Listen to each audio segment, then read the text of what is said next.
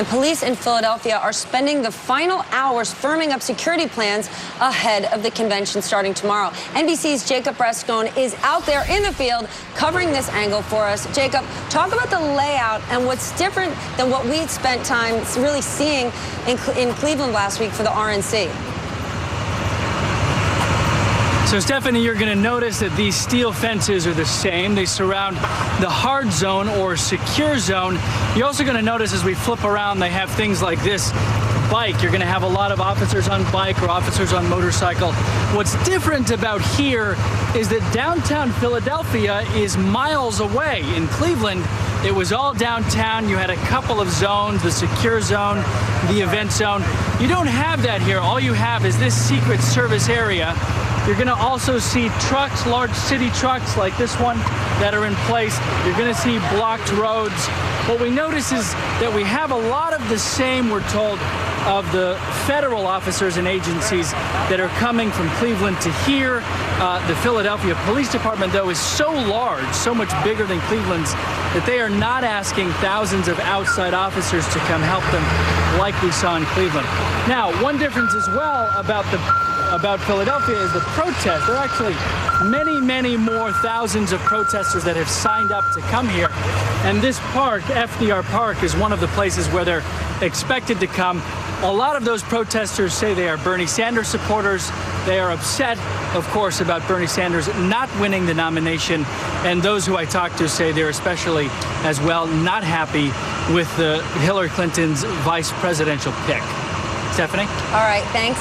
That's our own Jacob Rascone. I want to go back now to the fallout from this email and how the Democratic Party is responding to it. A trove of emails hacked from the DNC and posted on WikiLeaks is creating fresh scrutiny about whether the DNC was pushing for Hillary Clinton. Now, it is not known how WikiLeaks obtained the emails. The Clinton campaign says the DNC was hacked and that this further evidence that the Russian government is trying to influence the outcome of the election. Joining me now is Nina Turner. She's an MSNBC contributor, former state senator of Ohio, and a Bernie Sanders supporter. Nina, welcome. Thank you. First, what's your reaction to these emails? Outraged, disappointed, and it doesn't matter necessarily that it was the Russians. It could have been the men from Mars.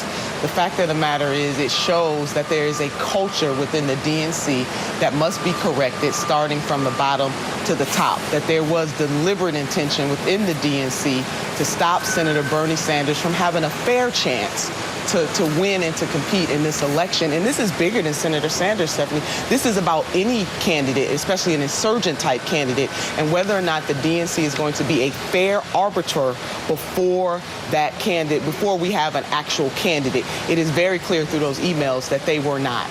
Well, could one make the argument the DNC can and should support the candidate who most represents their platform, their party? And Bernie Sanders, he himself has called himself a socialist. He's run as an independent. So couldn't one say Hillary Clinton did represent what the DNC wanted to do? He ran as a Democrat. He has voted over 98% of the time in his time in Congress as a Democrat. He's caucused with the Democrats. He was the chairman, as you know, of the Veterans Affairs Committee. You know, as Shakespeare once said, what's in the name? A rose by any other name smells just as sweet. Senator Bernie Sanders, in many cases, if you just look at his record, not what he labels himself, but his record, has been more of a Democrat than many Democrats. So again, they promised to be fair and impartial, and what those emails show is that they were not. Chairwoman Debbie Wasserman Schultz needs to go, and so should everybody else. They need to clean house and create a new culture in the Democratic Party. If they want to clean, if you think they need to clean house, yes, shouldn't or isn't your goal also, though, for a Democrat to win the election? If pushing Debbie Wasserman Schultz and everybody else in that camp out, doesn't that help Donald Trump? Well, how do we win if people have lost confidence, Stephanie? This is about confidence in my party.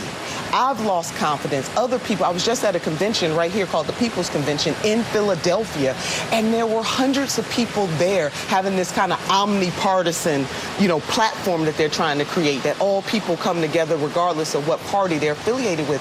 But one of the things they talked about is the fact that how can they believe in the Democratic Party knowing that most of what Senator Sanders was saying, most of what his campaign was saying, and more importantly, most of what the people who support him were saying is absolutely absolutely true. We can't take our eye out of the ball. It's easy to blame the Russians. This is not about the Russians. I understand your feelings and your intent, but what happens if Donald Trump takes the content of what you're saying to me right now and that turns into an anti-Hillary advertisement? Listen, whatever they're going to say against the secretary, they're going to say.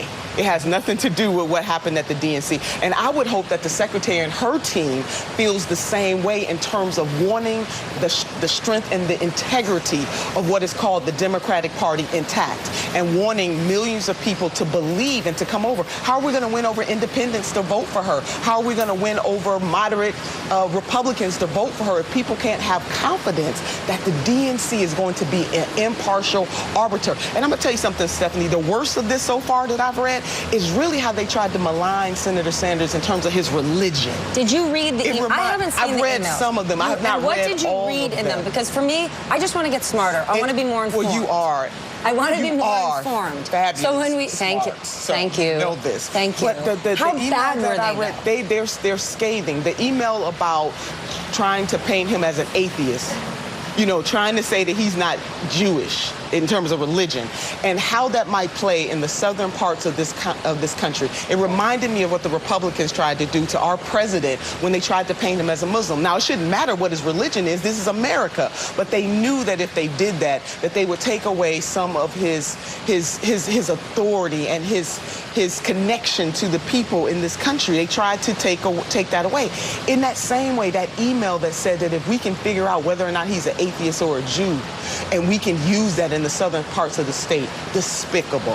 All Hillary Clinton's camp has done thus far, as you said, is talked about how the hack may have happened, possibly blaming it on Russians. Yes. If Hillary Clinton does not take a stronger stance against the DNC, could she lose your support as a voter and Bernie Sanders supporters who are really up in the air? It's not just about me. I'm one vote. You know, every vote counts. Every vote counts. Every vote counts. This is not this is about the people, and I do believe that they can lose some credibility. We can't pretend that this didn't happen. We have to address this head on. Senator Sanders has to address it, and I believe that the secretary has to address it to win people over. Enough credibility that they'll then vote for Trump?